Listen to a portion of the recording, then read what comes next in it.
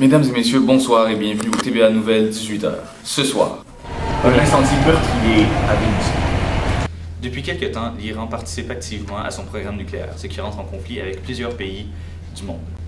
Quelques ambassadeurs de l'Union européenne se sont mis d'accord le vendredi 12 octobre dernier sur un important renforcement des sanctions contre l'Iran, visant notamment les transactions financières avec les banques iraniennes, l'interdiction d'importation de gaz et le commerce selon les diplomates.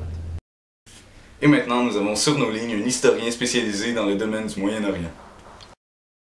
Ce qu'il faut savoir tout d'abord sur l'Iran et son programme nucléaire, c'est que ça a commencé en 1957 avec les États-Unis qui ont signé un accord de coopération civile avec l'Iran pour la recherche de l'utilisation pacifique de l'atome. Puis en 1997, l'Iran signe alors avec l'AIEA, Agence internationale de l'énergie atomique, un programme de coopération technique. 5 ans plus tard, le président George Bush déclare que l'Irak, l'Iran et la Corée du Nord font partie de l'axe du mal. Durant la même année, suite aux allégations de M. Bush, l'AIEA affirme avoir découvert un taux d'uranium enrichi supérieur aux normes civiles ainsi que des matériaux utiles dans l'industrie militaire dans le site de Natanz. L'Iran suspend alors ses activités nucléaires à la suite d'un engagement avec les Européens qu'on appelle la Troïka. Par la suite, il y a eu plusieurs négociations avec celui-ci, mais cela se termine avec le rejet des propositions européennes. L'Iran réactive alors son programme nucléaire et l'affaire est par la suite amenée à l'ONU. Mais encore, l'Iran refuse toujours d'arrêter ses activités nucléaires, ce qui mène alors à des sanctions économiques et commerciales. Merci, monsieur. 1, 2, 3, go! Et maintenant, avec beaucoup de chance, nous avons dans notre studio un invité spécial, le spécialiste du Moyen-Orient, Richard Chow. Alors, il y a principalement l'Israël, l'ennemi juré de l'Iran, et aussi des organisations internationales telles que l'Organisation des Nations Unies, l'Union européenne et l'Agence internationale de l'énergie atomique. Mais pourquoi les États-Unis sont-ils contre l'Iran? Eh bien, les États-Unis sont contre le programme nucléaire iranien parce que depuis très longtemps, ils ont été des alliés de l'Israël, alors c'est normal qu'ils sont contre l'Iran. Et quelles seraient les conséquences d'un bombardement de la part d'Israël envers l'Iran?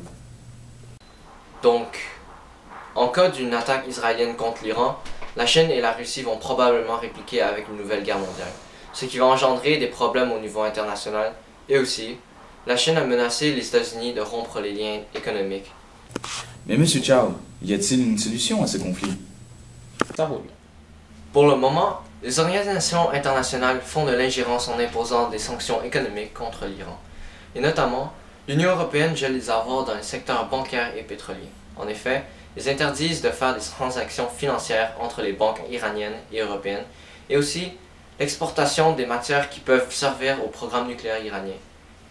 Ils interdisent aussi l'importation du gaz iranien.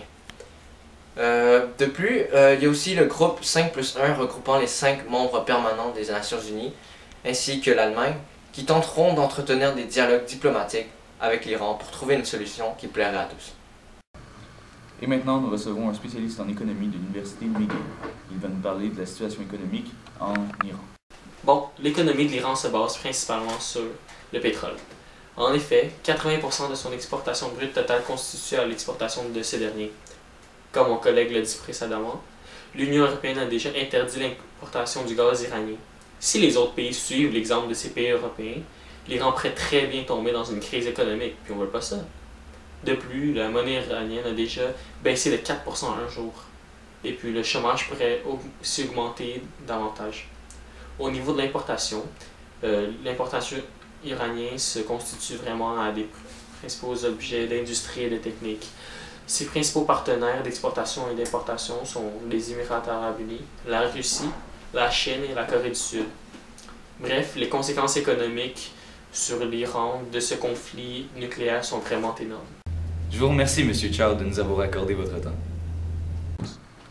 Récemment, un jeune blogueur a publié sur son blog une vidéo relatant de la vie politique interne de l'Iran. Bonjour tout le monde, bienvenue à mon vidéoblog. Aujourd'hui, je vais vous parler de mon voyage en République islamique d'Iran. Parce que ouais, c'est ça le vrai nom de l'Iran. C'est bizarre, hein? Alors, je suis allé en voyage avec des amis iraniens et c'était pas facile pour eux de rentrer au pays parce que le régime autoritaire contrôle toutes les personnes qui rentrent au pays pour s'assurer que ce ne soient pas des dissidents politiques qui pourraient causer du trouble. Alors, je le rappelle, l'Iran, c'est une théocratie, un régime religieux, avec comme président Mahmoud Ahmadinejad, et la prière du vendredi, comme c'est un régime religieux, elle est obligatoire. Alors, je vais vous raconter comment ça s'est passé. Je suis arrivé là, c'est à l'université de Téhéran. Les femmes portaient toutes le tchador, et les hommes ne portaient pas de cravate, parce que c'est un symbole américain. Ensuite, il y a eu la prière, et après ça, l'ayatollah a tout dit sa propagande anti-américaine, et il a fait la promotion du nucléaire. En plus de ça, l'ayatollah contrôle l'armée, la religion, la justice et les médias. Donc, en fait, il y a pas mal plus de pouvoir que Mahmoud Ahmadinejad, le président, parce qu'en plus, il peut imposer son droit de veto et décider d'empêcher certains candidats de se présenter à l'élection. Alors, c'est tout pour mon voyage, et à la prochaine dans une autre vidéo. Ce qui conclut le TVA Nouvelles de 18h. Nous espérons vous revoir à la même heure demain. Merci.